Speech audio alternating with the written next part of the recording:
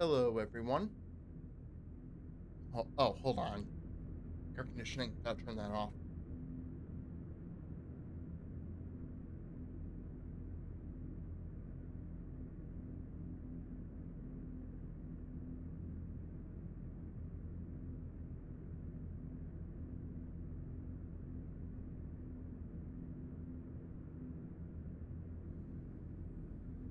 Hello, everyone. So, welcome back to Kentucky Route Zero. This is the final stream, and I will be streaming Act 5. So, I guess let's not waste any time and let's get into it.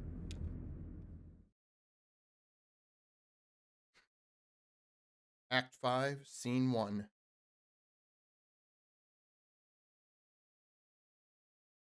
A town.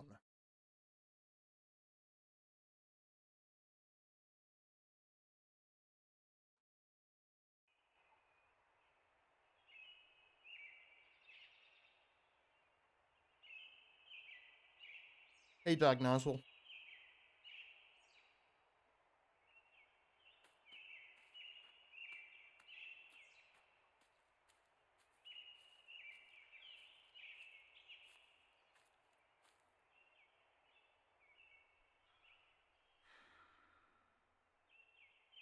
Oh, dead horse.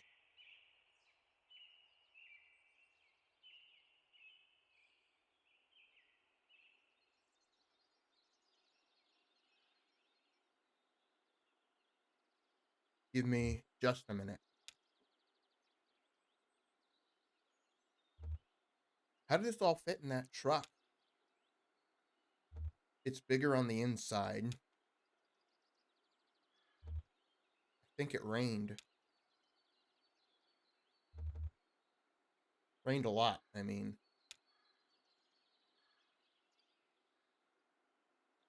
The worms are going to be out for sure. Have you ever heard a worm sing?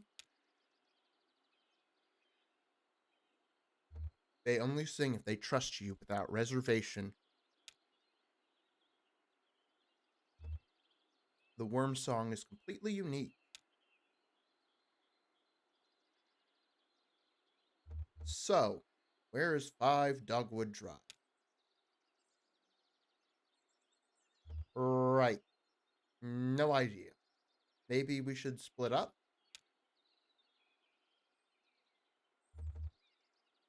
Okay, holler if you find anything.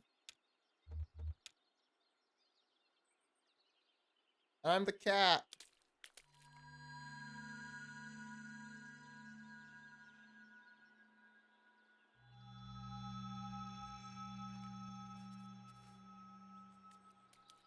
That's a damn shame. That's what you call it.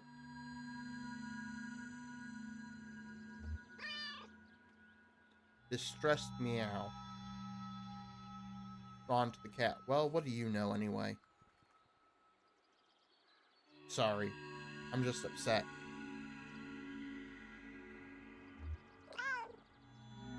This is the last act, so I promise you it will be resolved.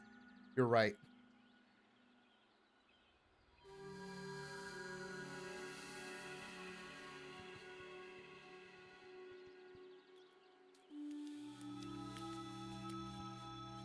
Oh no, another dead horse.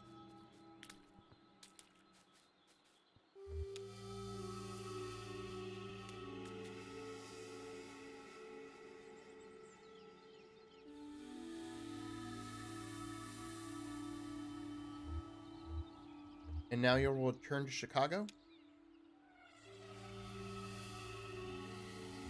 Eventually. I was thinking I'd just drive for a while. I've had enough driving. Yeah, all night you said, right? Hey, look what I found. What is that? An animal bone? Actually, don't know. And this is Maya from the Act 4 interlude, where we were at WEVP. None of my business anyway, right? I'll just put it back on the ground.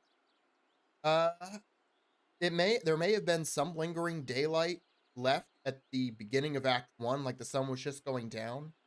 But yeah, other than that, this has been the night. Act 1 started out right at basically at sunset, and they went through the night, and now it's the next morning. Why did they build this huge dirt spiral?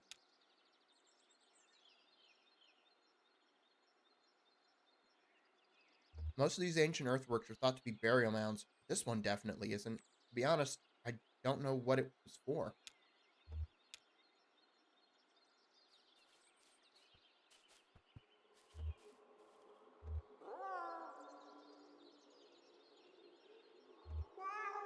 And that's the silo they climbed up.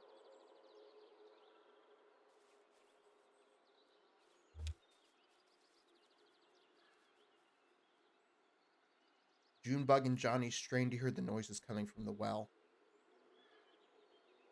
It's like two people talking, but not to each other. Talking to themselves, maybe? They're each alone. Think the truck's okay down there? It's lost. They don't seem to mind. Okay, they got all the in between this act and the last one. Oh, look at that. There's like ghosts, it looks like. They got all the stuff out of the truck and up the silo. Will it still fly? Oh. Oh yeah, she just got banged up a little in the storm. At first, they only observed the truck from a distance. It was an alien carcass, something that made more sense in death than in life. The company had dropped it off in the middle of the day, when everyone was at the plant. They let it sit overnight, alone and strange.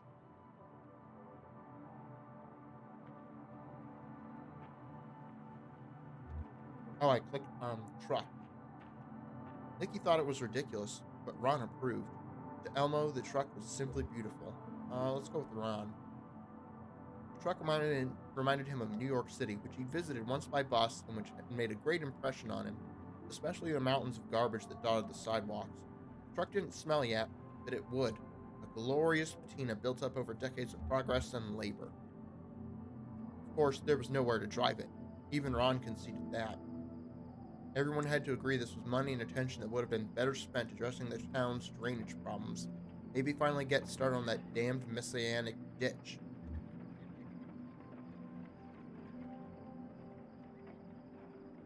Still, they had a few things to dispose of: broken flower pots, empty glass bottles, clothes that didn't fit anymore. They gradually fell into the habit of collecting waste and carrying it to the truck. Once a month, some shadows would come in from the night woods and haul the garbage away on a cart.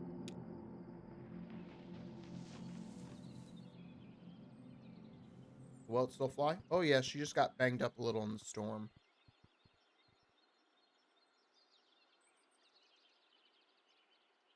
I'll have her up and running again by this afternoon, I'm sure. And it's just Clyde. Can I fly it? Well, how's your upper body strength? It's good. Really good. This old girl is operated by pulleys. I mean, 100% mechanical. Well, except for the throttle.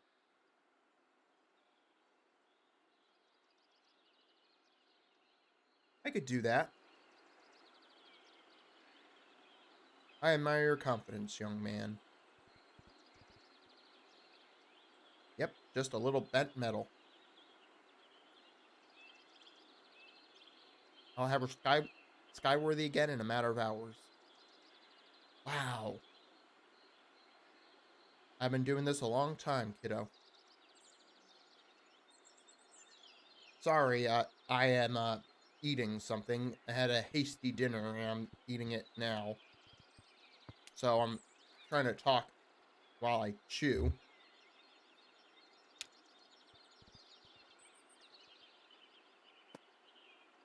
Oh, that's the TV station. Elmo gave Rita a tour of the cameras and wiring. just been through a certificate program on public broadcasting at the community college, so no surprises there. Nikki showed her the video data bank. James demonstrated the sand-in image processor, and then Ron came barreling in with an urgent expression. Yeah, it was in this town.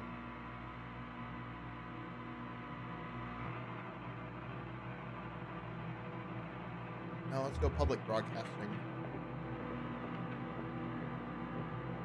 Rita had entered the public broadcasting program at Fishtrap Lake Community and Technical College with a vague desire to be a newscaster.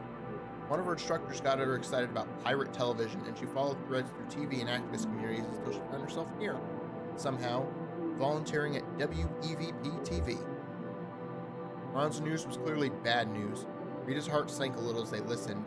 She knew things were unraveling, knew from experience what that looked like. Wouldn't it be nice to arrive at the beginning of something for once?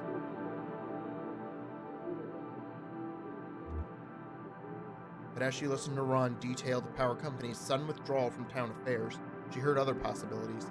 She studied their faces and found concern for sure, but also something like relief, hope, and awakening of play. Nikki looked like she might have been daydreaming. These were people, Rita decided, ready to step out of the company's shadow and build something of their own. Ron said the TV station would still be funded by court order. Would that be their anchor? Oh, little cat was napping there. Oh, he's doing the kitty stretch.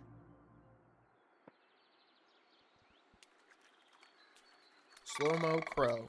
Warm coo.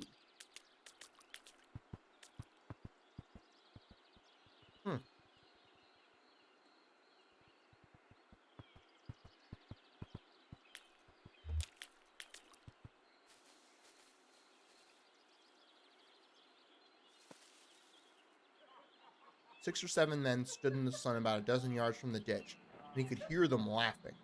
He tried not to hear them. Instead, he listened to the shovel punching through the dirt as he shaped the trench.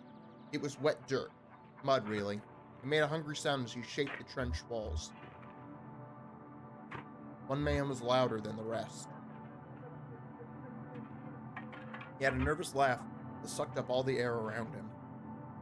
The out-of-towner stuck his shovel into the dirt and squeezed the bridge of his nose. He sneezed, took a swig from his thermos. The laughter quieted into greedy chuckles, and he could feel the men approaching.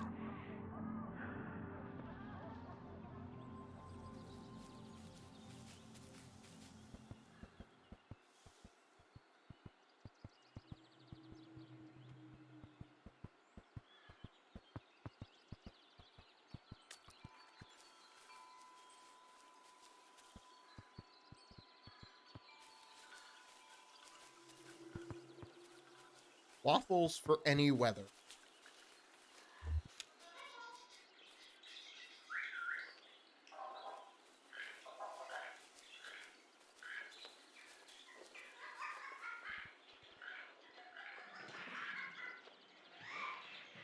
Jorge scanned the shelf. He quickly found the book he was looking for. There were only a few dozen left, more shelves than books now. The result of an experiment called the New Selection. Privately, he called it the Purge. But only privately, in small groups of reliable complainers. The unspoken rule was to hold back criticism as long as possible. Experiments needed time to unfold naturally without the interference of doubt. Jorge would have preferred to complain more freely. Even the scheduled feedback circle sessions had been losing their teeth lately, he thought, a trend that coincided with Fraser's increasingly central role in the community. Fraser proposed and executed experiments just like any other community member. But his experiments had a scorched earth quality. They were all destructive. He moved from one area of community life to the next in search of excess to cut back. Lately, he turned his sight to the library. The New Selection meant decimating their store of books according to Fraser's own inscrutable criteria. Now, we are guaranteed something vital every time we take a book from the shelves. No more time lost to printed chaff. Fraser's colorless voice echoed in Jorge's mind. It felt like spitting. Instead, he tucked the book under his arm and set off for the woods.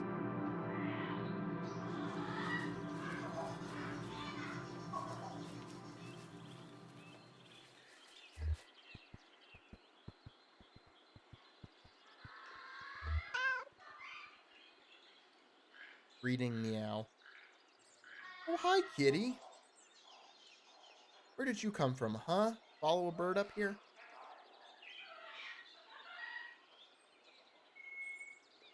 These folks, the ones who built this thing, they chased birds too.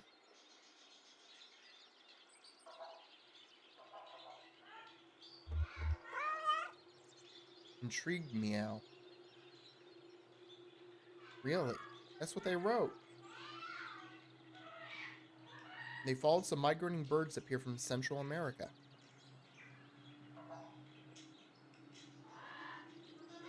Somewhere up to Florida. And then here.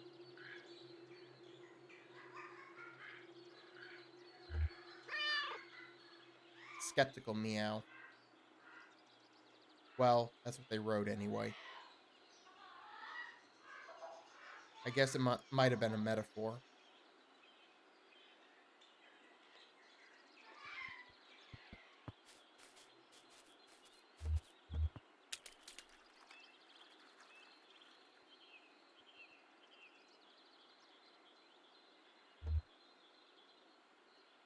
They must have been pretty nice pigs if they let you ride them like that. They were perfect gentlemen. Then what happened?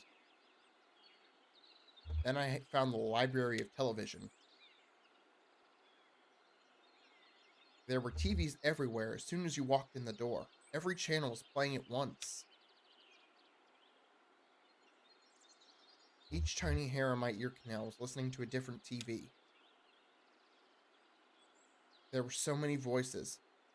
Oh, ooh. There were so many voices. I kept hearing my name, but I couldn't figure out which TV set it was coming from. Sounds scary, but also kind of cool. Exactly. I'll take you there sometime if you want. Did I tell you? I've discovered the place where all the garbage goes? I've always wondered. Do they just let it pile up somewhere forever? Oh no, it's much more exciting than that. What they do is they take some water out of the ocean and replace it with garbage. Someday, the ocean will be nothing but garbage. The fish will learn to breathe garbage, and we will learn to drink it. I hung out with an old dog and some musicians. And we both had quite an adventure. We should stick together. It's a nice idea, but you should stay with your friends. I think they still need your help.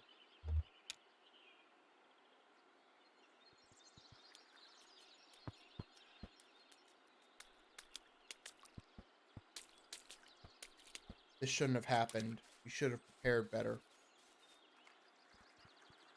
All of us. But most of all, that damn company who built this place left it only half built when they pulled out of town. Damn shame.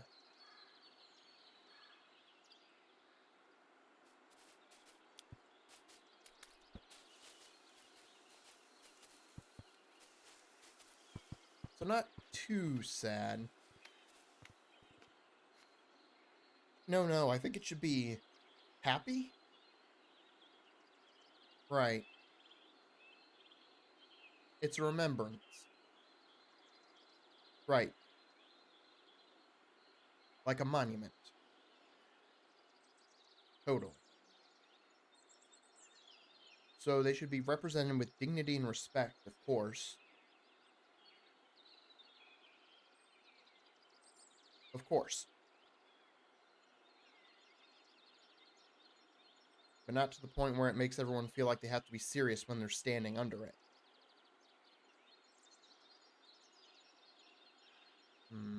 Does that make sense? No, yeah, it definitely does. I think I have an idea. Great. I'll just dig in. Thanks, Marianne. Happy to help.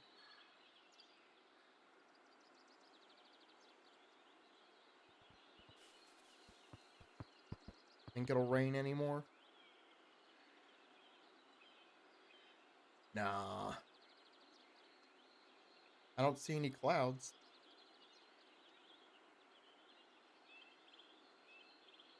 Hell, it'll probably rain anyhow. Just our luck. Assertive meow. Oh, really? Confident meow. He thinks it's going to rain again tomorrow. Nah. I don't know, man. Animals have a sense for the weather.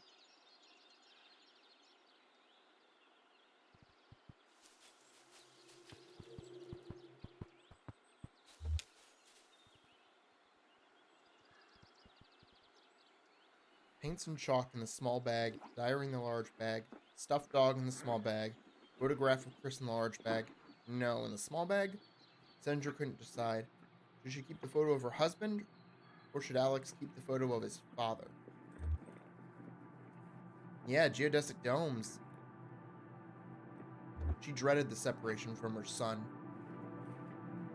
It was obviously a punishment, even though Fraser insisted it was just to help Alex develop independence and community ethics. She knew she was being punished for her complaints at Feedback Circle, but she was the only one who dared to speak up against butchering the community's goats. She'd seen the same thing happen to Isabel. Isabel. Where was she now? She and her children just disappeared into the woods. She set everything down, closed her eyes, massaged her temples, and wondered, not for the first time, how Fraser had consolidated so much invisible power so quickly. How had he done it? Had he in fact done anything at all to claim this incredible lattice of influence?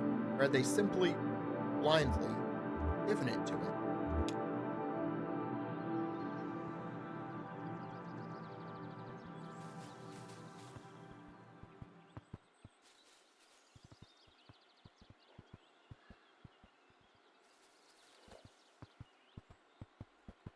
Wanda snores softly.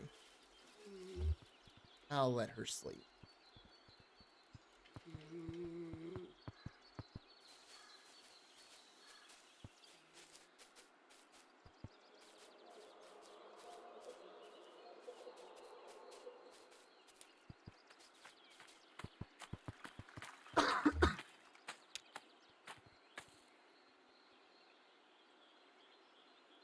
Nikki to herself. They were beautiful animals. No, I should say. They were simply that they were our neighbors. And they're free. I should say that they are free.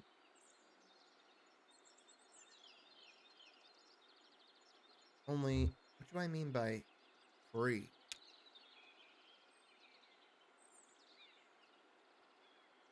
To Ezra. Sorry I didn't see you there. New in town? You picked a hell of a day. We're just dropping something off here. Oh, well, you better hurry up. They might already be gone.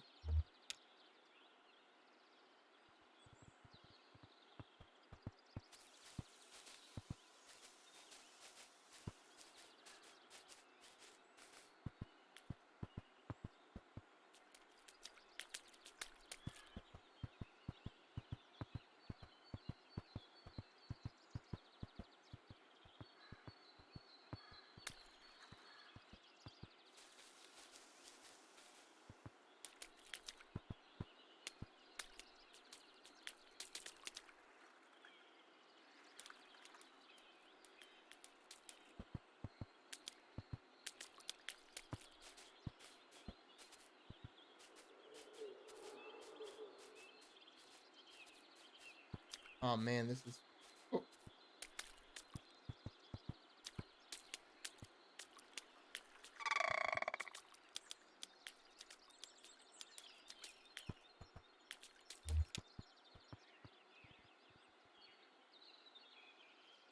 Well, the mailbox says 5 Dogwood Drive.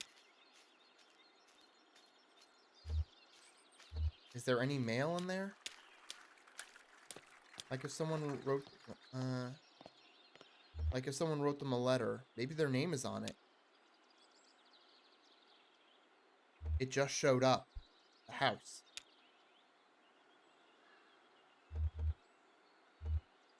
Who lives here? Emily shrugs. So this is it. 5 Dogwood Drive.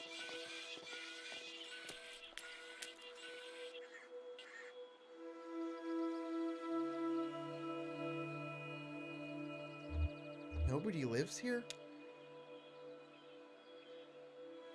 Well, somebody ordered some furniture. It feels warmer in here somehow, right? Strangely comfortable. Nice. I could see myself at a place like this. What this town needs is the line here is pretty great, actually. I could set up a new workshop here. I could fix TVs again, or whatever people need. Hell, I could fix toasters. One could really fit a lot of books in here. Hey, hey, dog nozzle, you said maybe a stage? I kind of feel like I'm on stage right now, actually. Know what I mean, man?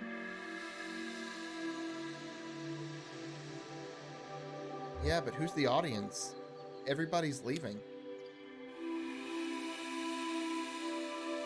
You think more people will come after these people leave? Even if nobody else sets foot in this place, it's already crowded with ghosts. We saved what we could. Hey, cat, I'll race you. From here to that pile of mail, okay?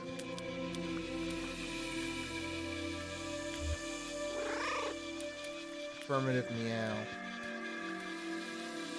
Come stand here. This is the starting line. Ready? Get set. Go!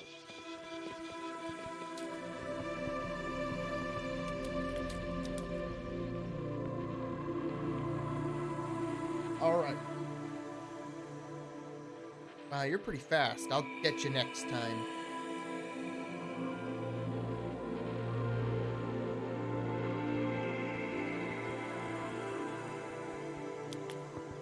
What's this?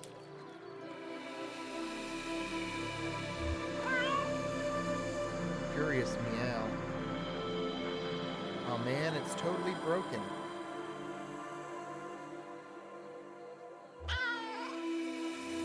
Inquisitive meow. Waterlog tapes. They might still play. Who knows? But all the VCRs are shot.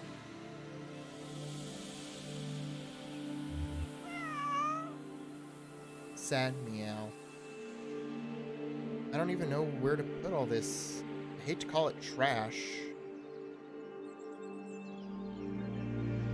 I wonder if that garbage truck still works.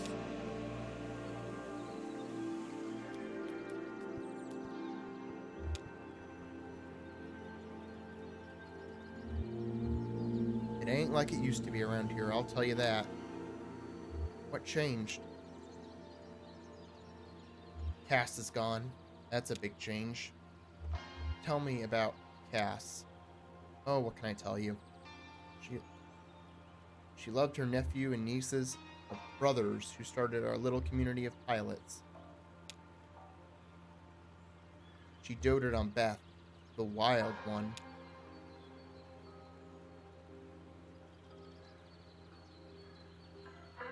Cass was the one who finally got us to pave that landing strip. Had a premonition it'd be useful. Then she made us break all our paving tools as soon as it was done.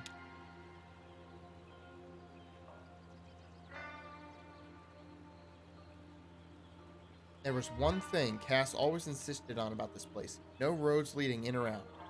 Hell, we can always fly.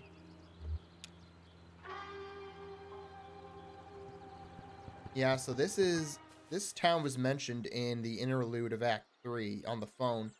The town with no roads leading to it. Does it work? I don't know. I think you wind it here. No, it doesn't work. Oh, hey, was that Julian? Thought I saw a big shadow. I could probably fix it. Oh, you could definitely fix it, man. And then you'd have a new robot friend. And then I'd have a new robot friend.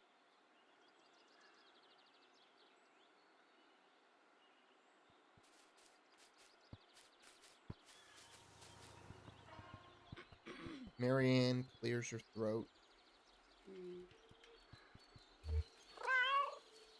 Inquisitive meow. Well, hello. Marianne nudges Wanda gently. Marianne softly singing, Wanda, time to wake up. Curious meow. Nope. Dead to the world.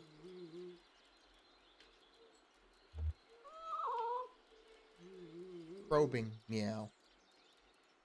Just try again later, I guess.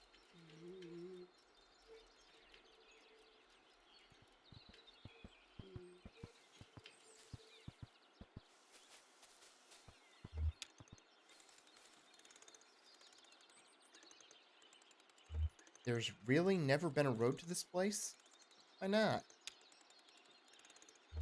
Slow-mo crow. Gentle cooing. How'd they manage that? An indignant caw. Makes sense to me. An undulating coo.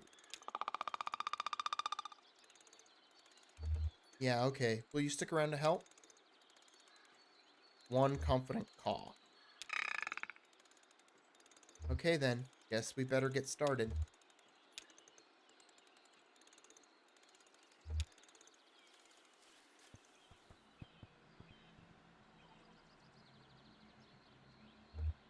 Who's this here? All I can read is better days. Better day is that they put their better days to rest here? And Uncle Andreas, is he looking ahead or behind him now?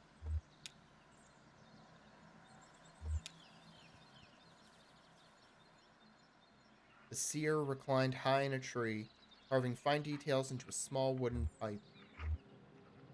She'd done the bulk of the carving over hazy mornings with the stoneworker. She smoked constantly. She only smoked when she was happy, or very sad, or bored. From this height, she could see the earth movers shaping the mounds under the draftsman's supervision. She could see him inspecting his plan, the drawing he made from her game, the map.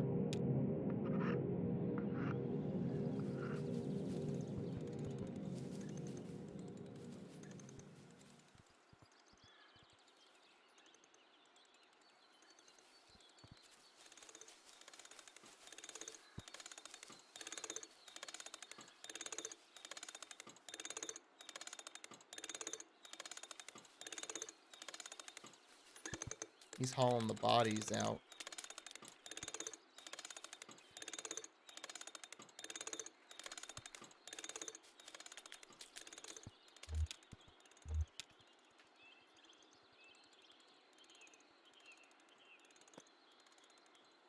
Clyde lay on his back on the runway, hands folded behind his head. Halfway between dreams and the afternoon sun, he entertained the momentary delusion that he'd survived a plane crash and was vaguely unhappy when the dream faded. Coming into land, he'd slammed into a truck. The driver probably thought the runway was another road.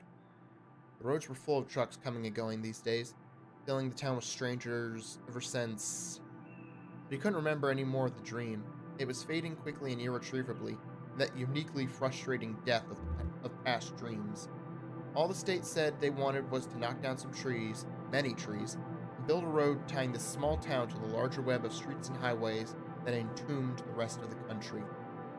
Clyde and his inner circle of stunt pilots turned mail carriers knew that a road would be the end of their secluded paradise.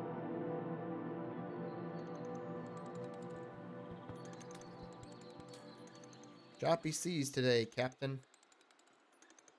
Alright, Captain, let's reinforce the sails. Yeah, there was a big shadow. I think it's Julian.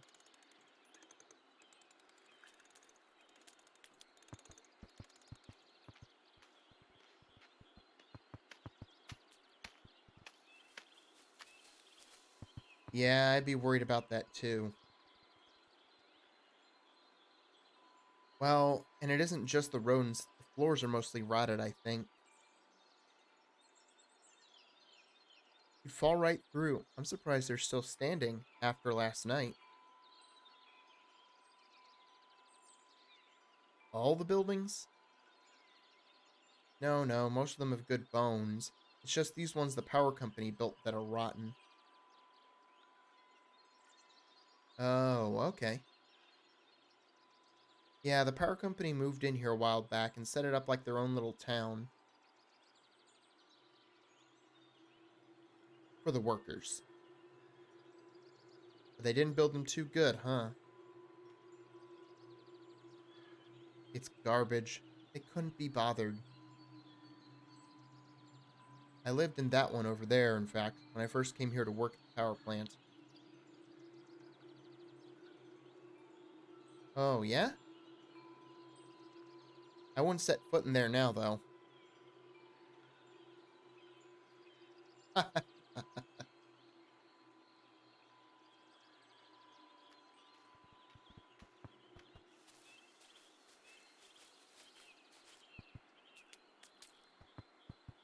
Some of these are really old. Maybe we should open them.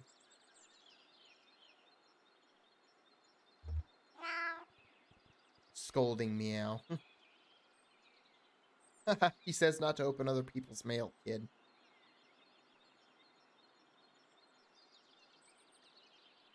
I know what he said. But if they're not even here to open it themselves...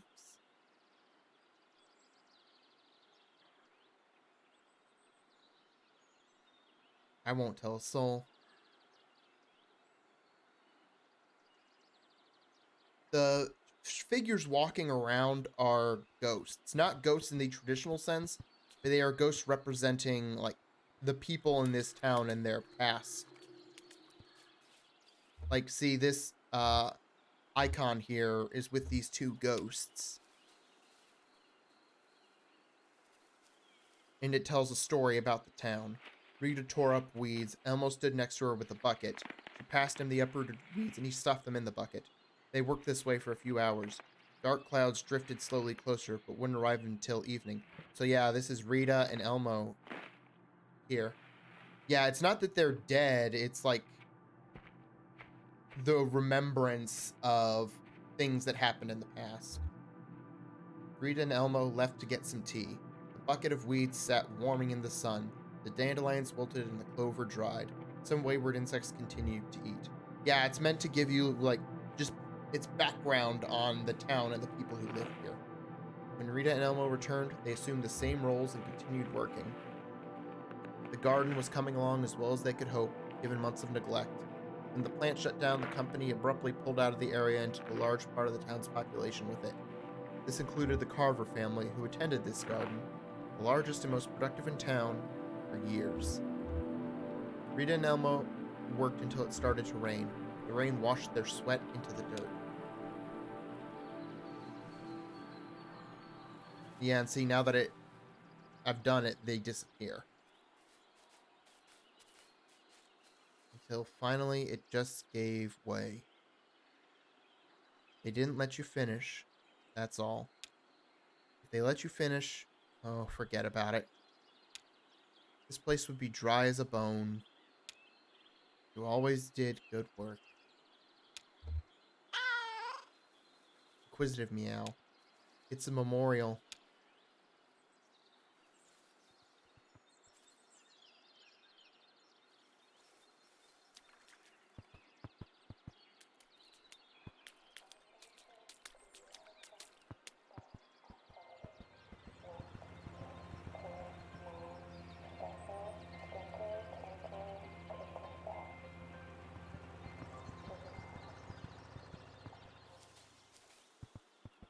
Oh, hey, it looks like Wanda's awake.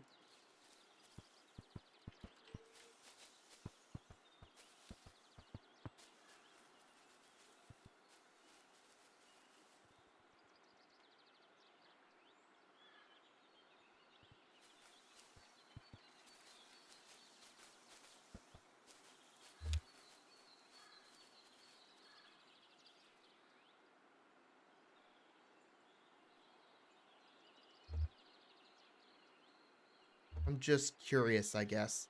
I know them pretty well by now, but I'd like to have known them better. The oldest one here is quite a mystery to us all, but very particular.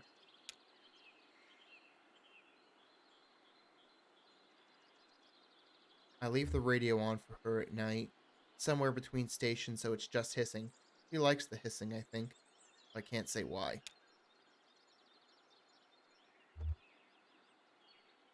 What is it about the radio they love? They all love it. Tell you the truth, I feel a little bad. I won't be here to care for them anymore. Isn't that something?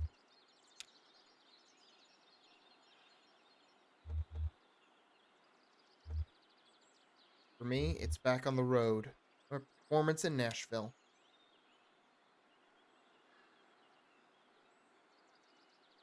I'll play music with a friend in a small bar. We have performed together before. He sings beautifully, but sadly. But with everyone gone, who will feed these ghosts? Oh, so I guess they can see the ghosts too?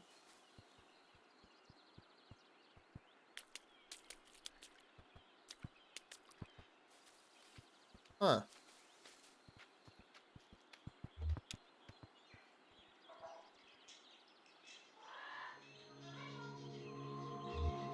Look at this place.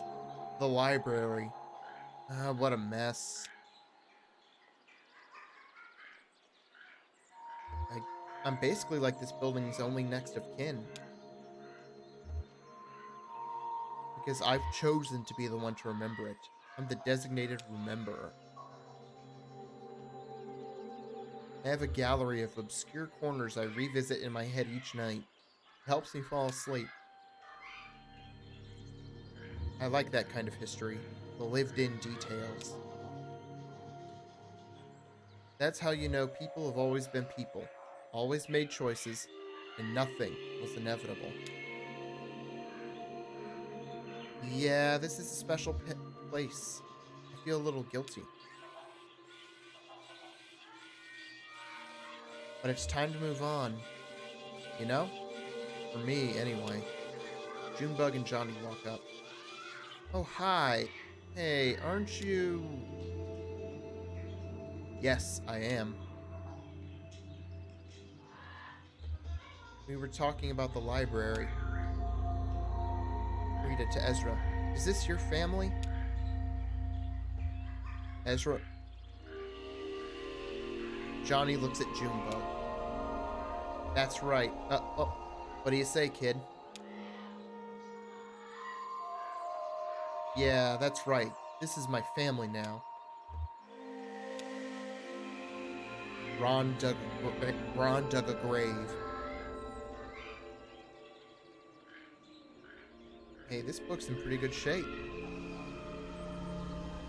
The City of Ladies. Interesting. Curious meow. No, I've never read it either. Inquisitive meow. Good question. Let's take a look. Here we go. Minerva, Circe, Sappho, and some ladies from the Bible. Nosy meow. I think they all get together and build a city. Sounds nice. I'll get us a bus ticket, eh?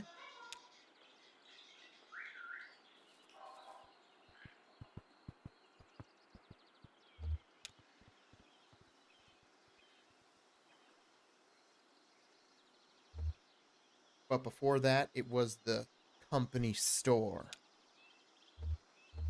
Oh, sure. I worked in a mine for a bit. Then you know all about it. Never enough. He had to start a garden.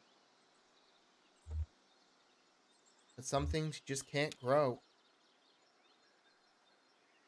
If you want, and you promise to keep it secret, I'll pass on my waffle recipe before I head out. Why so secretive? Hey, buddy. Hey, Graham. I just can't bear the thought of any son of a bitch from that power company eating one of my waffles. Back before the power company pulled out, I was in fear of my life half the time. Well, I know I'm not sticking around. You think you'll do anything with this place? Graham? Hey, hey, hey, no. He's stepping on the keyboard. Well, people gotta eat, right? Well, some people. You still there, Dog Nozzle?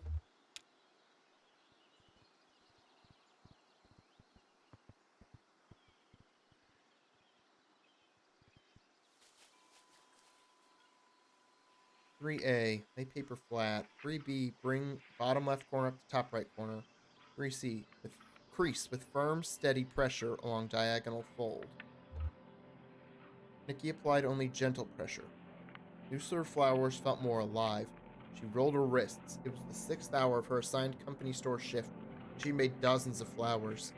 Rana bought a bouquet and cleaned out their stock that afternoon. 11. Repeat steps 4A through 7 for each petal, taking care not to rip the filaments from step 9. The company store used to have a dedicated staff until the civic responsibility plan a few years back. Now everyone took 1 or 2 shifts a week on a mandatory volunteer basis. Fuck Graham. What are you doing? A commotion outside caught Nikki's attention. Men yelling, blows landing. She put down her work and stepped out just in time to see the crowd disperse.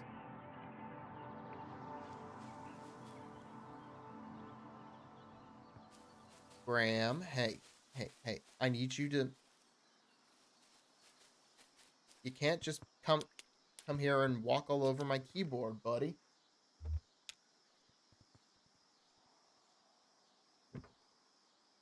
Cat in a box. Clyde and Cass sat cross-legged in the shade of a light aircraft. Cass shuffling cards and Clyde absently flipping through a stack of unopened letters. Demand for aerial stunts having faded almost completely, and many of their company having died or aged out of the profession, Clyde and Cass found for the remaining pilots a steady flow of contract work, delivering mail to remote rural areas. This place was abandoned. Cass's cards predicted they'd be here for quite a while.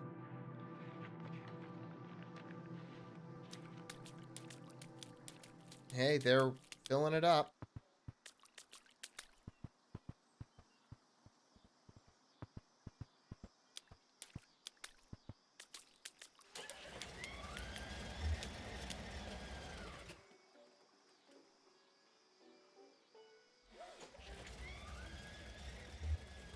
Yeah, I'll miss them for sure. Beautiful creatures. So thoughtful. I bet. Where do you think you'll go? Yeah, hard to say. Everybody's leaving. Not that I blame them. Sometimes you only need a few people.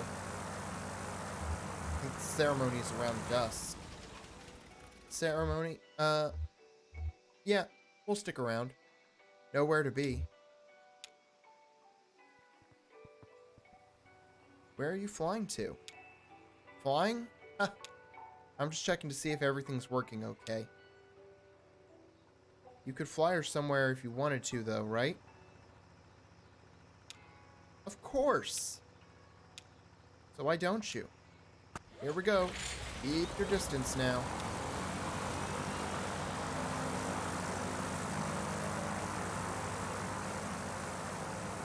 I'm still just testing.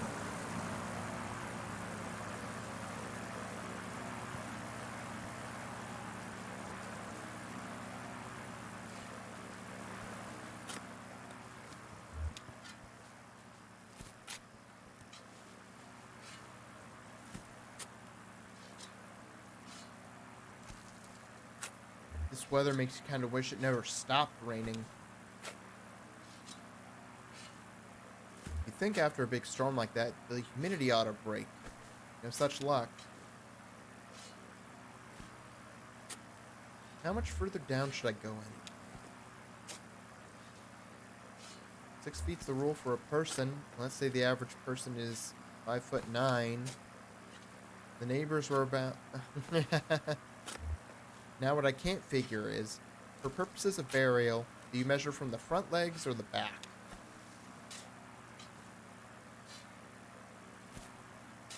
Must have been 4 hours dragging them out of the water.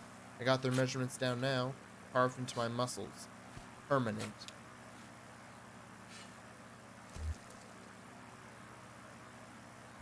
So heavy. Waterlogged.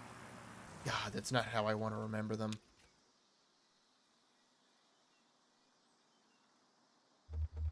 The neighbors were the soul of this shitty town. Now it's empty. Even before we left.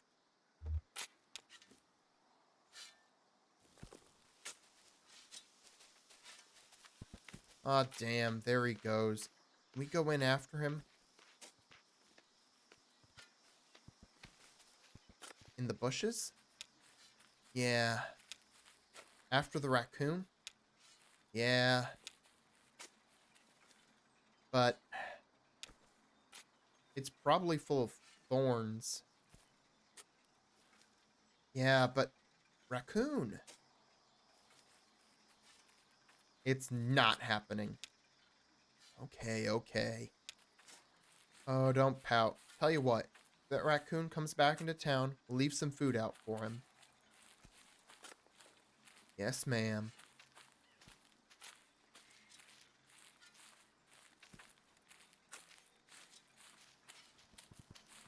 Hey. Hey, don't run in the graveyard. Why not? It's...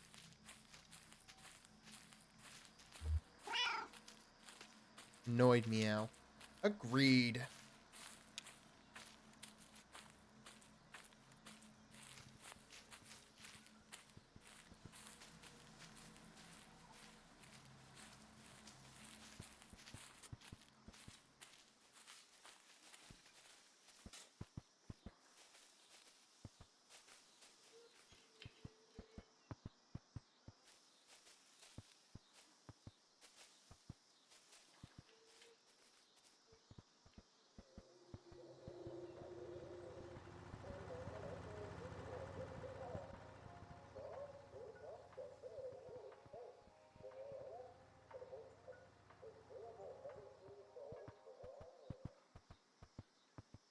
Wow. Seems to be working okay. Julian's gonna love this. Who? Excited meow. Yeah, it's amazing.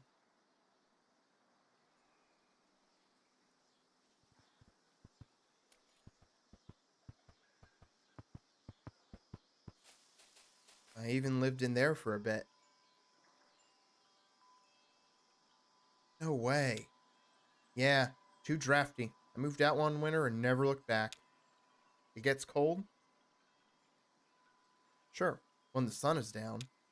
Nice old church, though. Really nice. Could make a nice workshop. There you go.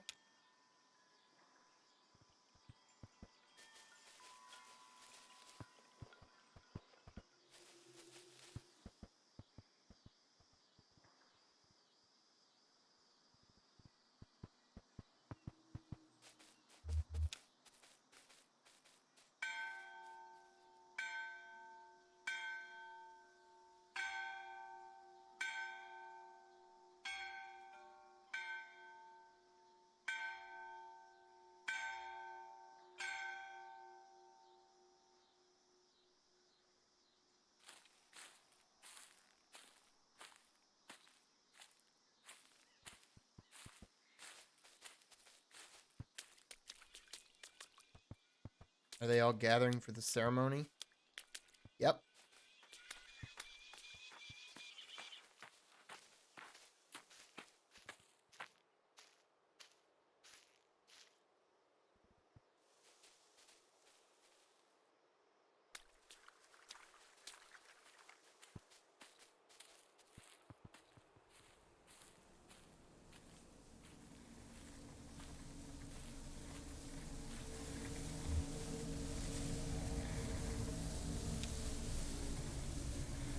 Hey y'all, thanks for sticking around for this. I know we've all got places to. Well, if anybody still needs somewhere to go, be sure and speak up, okay? I think Ron's heading through the woods tonight. Back to the road if you want a caravan. You staying, Em? Nah, I'm heading out too. Now that the station is gone, there's nothing here for me. Sorry to say. Right now, though, we've got some friends to bury. The neighbors. Nikki has a poem, and I have a song. If anyone wants to say anything, though, I'll go first. The neighbors were kind, gentle, beautiful horses. They used to go on walks with the silver one out in the woods by. Why didn't anybody ever give them names? The silver one. Well, I guess he was gray, but his coat looked silver in the light, so I always called him that in my head. And the other one is the other one. And I love these horses. But you'd never know it if you heard me talk about them like that. So, I'm sorry, Silver One and Other One. Sorry I don't have better names for you. You deserved better names. Also, sorry I'm so bad at this. Anybody else have anything to say?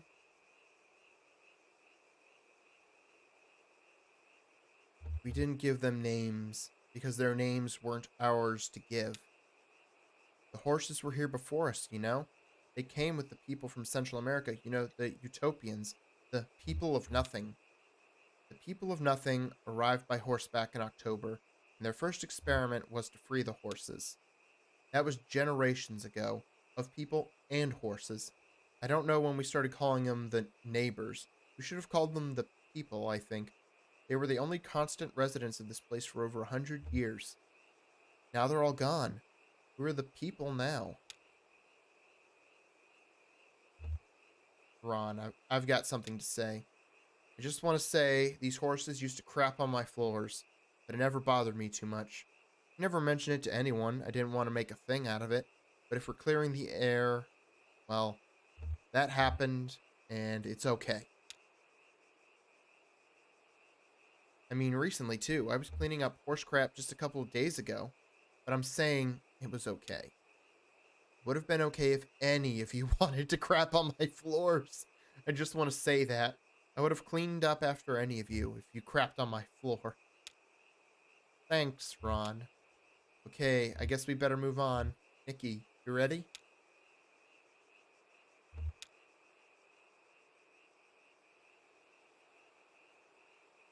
Thanks for sticking around, like Emily said. It's so good to have you all here for this. I know some people had to leave already. I don't judge anyone for that. Yeah, thanks, Ron. Nice to know we can come and take a shit on your floor whenever we want. I think the neighbors would have liked this. All of us gathered here. They like to be around people. Maya, you and your other visitors might not know about the out-of-towner. He came here to work for the company, to dig a ditch, and the company worked him good and hard, and for less than he was worth. But it wasn't enough. They had to use him up completely. By the way, Doug Nozzle, I think we're nearing the end, so I guess this is a shorter act. After that, we became ungovernable. First out of shame, then grief, then anger. This is a poem for the neighbors, but it's also for this town. Yeah, we're gonna bury this town today when we bury these horses. It's the same thing. We're gonna bury these horses. What do you think will happen next? We'll all walk out into the woods and leave this place empty. No, I guess some of us might stay and build again? That's alright. It couldn't be me. But to try is your birthright. If you do stay, you'll be building on top of a grave. That's true anywhere. The whole world is built on top of graves. Look for me under your boot soles, as the fellow says. Nikki clears her throat and begins reading from the paper she's holding. We all leave town, call that town a ghost. What ghosts gave this town breath and made it home. Now that breath is gone, we buried it here. What's left is not a ghost, it's just the bones. Nikki's hands tremble a bit as she reads from the paper. Our neighbors were the best of us, of course.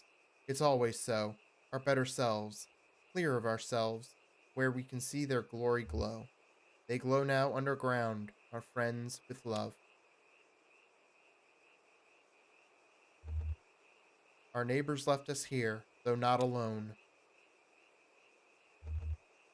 Where friends have gone, we hope one day to go.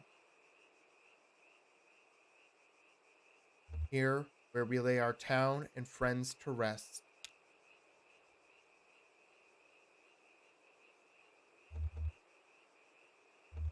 May yet some day a new and hale grass grow.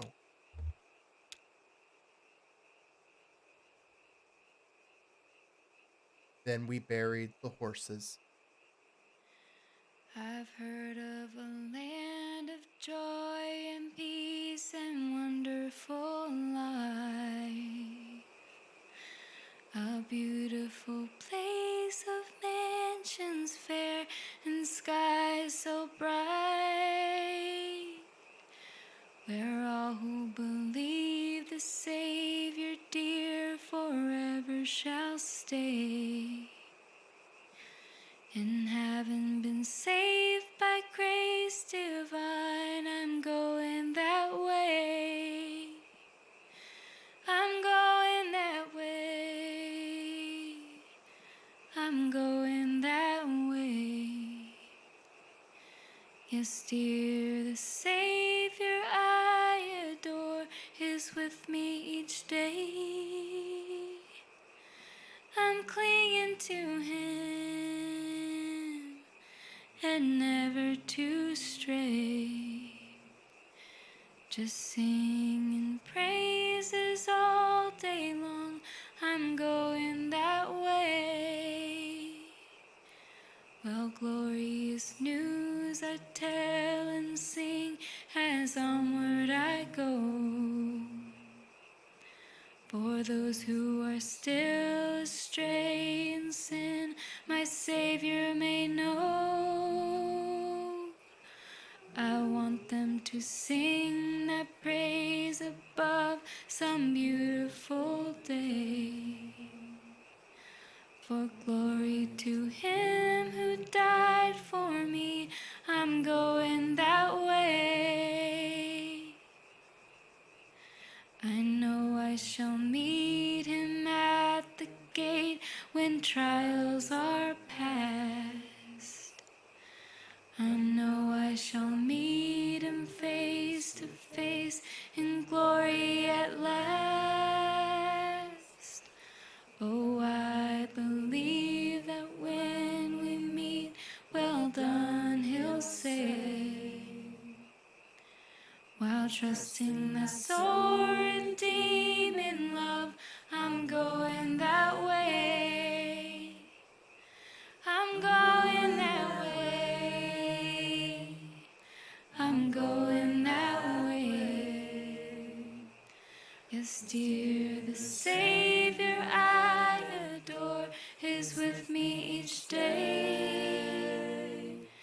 I'm clinging to Him and never to stray.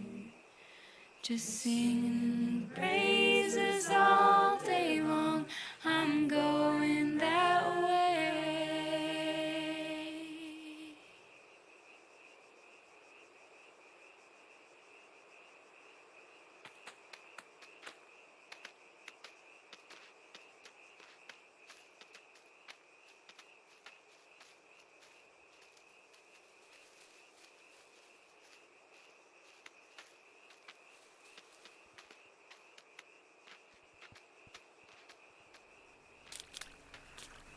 Yeah, I agree, Dog Nozzle, about this square here. It does look like the thing from the Marquez farmhouse in Act 1. I didn't want to say anything because I didn't want to ruin the moment.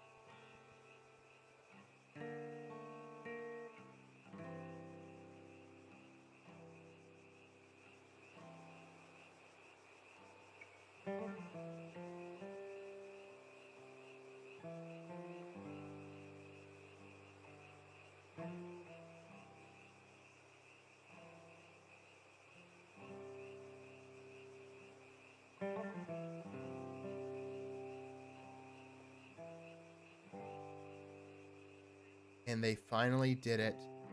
They completed Conway's last delivery.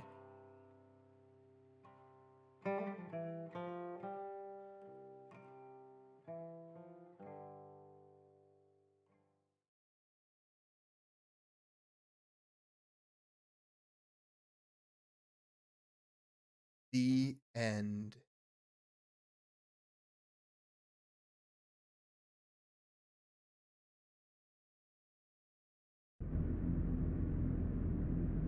But not quite the end. There is an epilogue, essentially. The final interlude. Death of the Hired Man.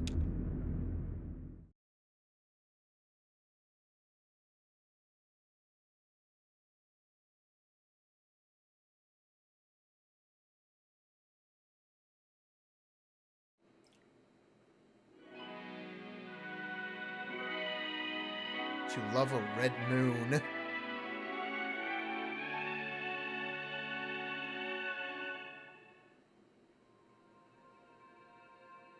Mexico? Carrington. That's what she said. Damn. Oh, she's been there before. Sounds so far away. She lived there for years. Oh, he's talking about Lula. She's moving back to Mexico. Why'd she come back? Ask her. Sometimes it's hard to get a straight answer. So I recall. Well, that old girl's trouble anyhow. I'll tell her you said so.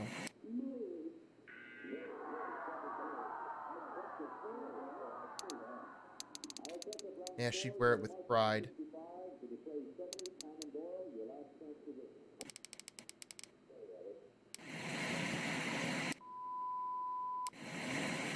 She would, wouldn't she?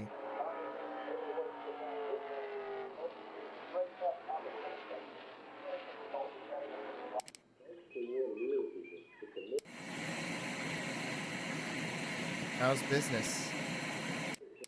Shitty. Haha, oh, and this is Harry at the lower depths of the bar. Sure, you laugh. Sorry, Harry. You laugh, but where'll you go to sit and talk all day when they shut this place down? Oh, I appreciate the stakes. It'd be a different story if someone bought a drink with cash now and then. Sure, Harry. We've all got our troubles. Which reminds me. I'll pour 'em. No, it's not that. As I was leaving the bureau, I ran into someone else. Uh-huh. Your erstwhile janitor. I bet. What did he have to say? In fact, he suggested he might come by and clean your facilities. What? I never told him to. Now, Harry, be kind. I told him. Here he is. Now? Be kind. I'm always kind. How does it look out there, Brandon? Oh, that's Brandon, the guy who was cleaning in self-storage. It's pretty okay. Sure. The sun is out. Imagine that. I mean, it's clear skies. Clear skies today.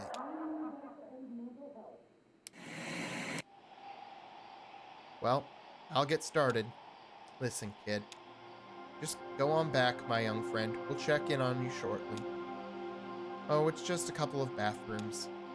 See, that attitude. Go on back, Brandon. Okay, I'll start with the ladies. Fine. There's nobody... Nah, it's just us and the kids. Oh, hey y'all. What are you watching? Can't tell what it's about. Travel? Looks like a nice place, wherever it is. Well...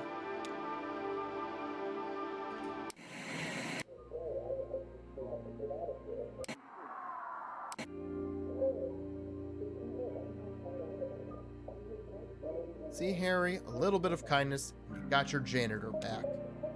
When was I ever anything but kind to him? I let him sleep in the office whenever he misses his bus. But he's not dependable. Off he goes, always when I need him most. He thinks he ought to earn a little pay. Can't afford to pay any fixed wages, though I wish I could. So, when someone else can pay, then someone else will have to. Not so loud. I'll hear you. I want him to. He'll have to, eventually.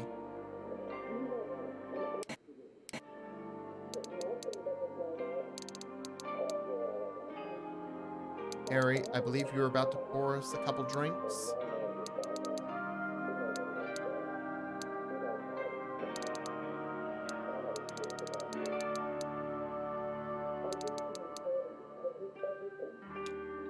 This damn bar is like a muddy, black little pond where everyone who stops to drink falls in and drowns.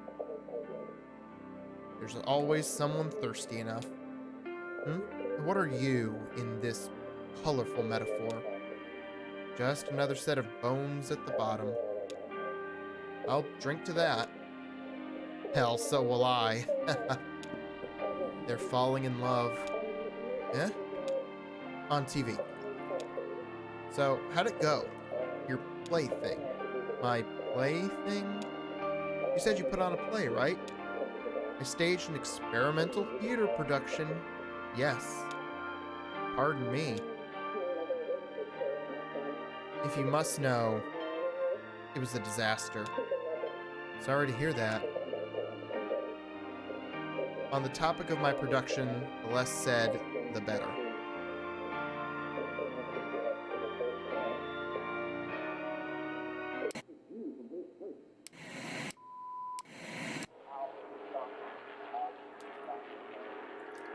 It was doomed from the start, really. Spent hours tuning the Elkhorn Mine's old PA system to carry Frost's words with the perfect tonality. The old mine? Yes. In a flash of inspiration, I decided to stage the production there. They haven't used that mine in years. Isn't it dangerous? Full of bats or something? A few bats. Mostly ghosts. Weird choice. What do I know? An uncommon venue. By design. It's unique. I'll give you that. Even if an audience had materialized, there were other gaps in the production. Okay. Cast and crew, also absent. Damn. So, I alone stood there at sunrise, with no play, and no audience to miss it. And you? What's been occupying your days and nights, my friend? Not much. Sometimes I go down to the store and restock, but then it's straight back home. Home? You mean this place? I guess. Sounds pathetic, doesn't it? Not at all. No, you had it right at first.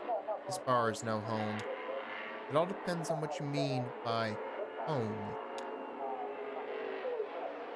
Talking to Brandon the other day, I got the sense he sees this bar as a kind of home too. Like he's like a dog that walked in off the street. What do you do, Harry, when a dog walks in off the street? You give him some water. The dog never did anything wrong. Home is the place where, when you have to go there, they have to take you in. What's that from? A poem. I bet. It sounds like a greeting card. It's meant to sound a little cynical, I believe. What's the poem called? The Death of the Hired Man by Robert Frost. Oh, of course. Only the poem which served as the basis for my doomed experimental stage production. I'm sure it's a great poem.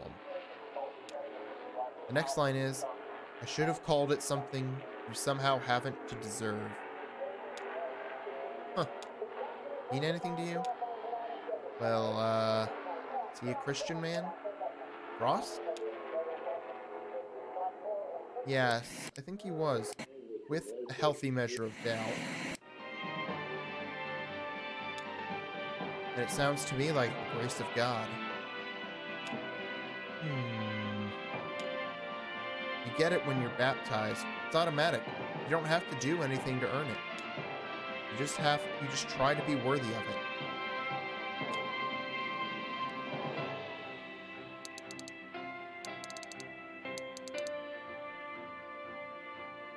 What do you think? Harry, you know I only attend church for the acoustics. Then what's the line mean to you? Oh, I take it very literally. It's a moral claim. There is, for each of us, a place called home. The relationship is inalienable. It's our birthright. No one may keep us from this place. Says who, though? I mean, who enforces it? If God won't, then it's up to us. And I guess you think the same goes for that kid back there. Am I so transparent? So why is it up to us, though? Doesn't his grandma work in a bank or something? Does she? Pretty sure I heard that. But Harry, don't you think that if you could get help from family? Sure, maybe they had a fight. He looked exhausted. Yeah, he did. Why don't you go check on him? It's kind of quiet back there, huh? Not to scold him, Harry. Just see how he's doing. Yeah, alright. Turning to the TV. I'll sit and see if this picture ever resolves into something intelligible.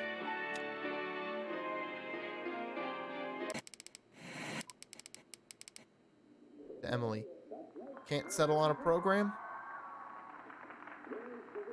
Too many good choices. Oh, Emily's here. Well, you've been glued to this program all day. What do you make of it?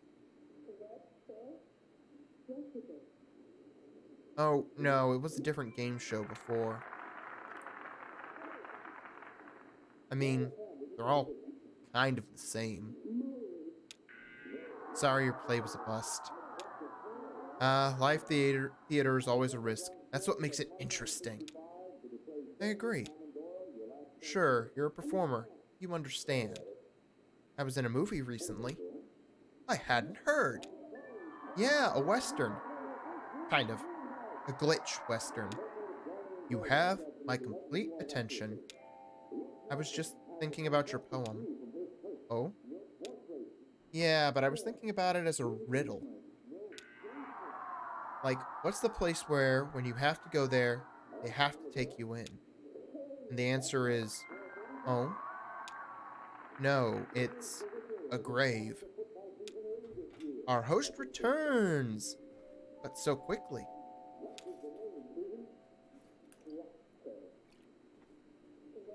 Well, did you and the young man have a heart-to-heart conversation? How is he? He's asleep, on the floor, with a roll of paper towels as a pillow. Try to remember, Harry. No, it's all right.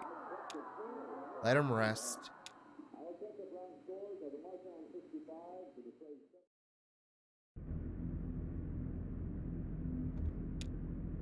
And that is it for Kentucky Route Zero. That is all of it. All 5 acts, all 5 interludes. What a wonderful, wonderful little game. I love it. So, that is it for tonight. I thought this would be a longer stream, but I guess I didn't realize that Act 5 would be as short as it was. So, yeah. That is it for Kentucky Route Zero. I'm glad I got to play this. It's been over a year and a half since I last went through it, and it is good to play it again. I really love it so much.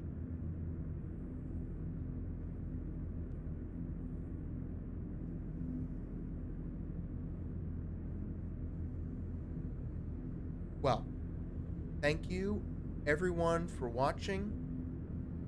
Have a good night. Have a good what remains of your weekend. I will be back tomorrow night with Dark Souls 3 taking on Fahrenheit. So, thank you all again. Have a good night. Bye-bye.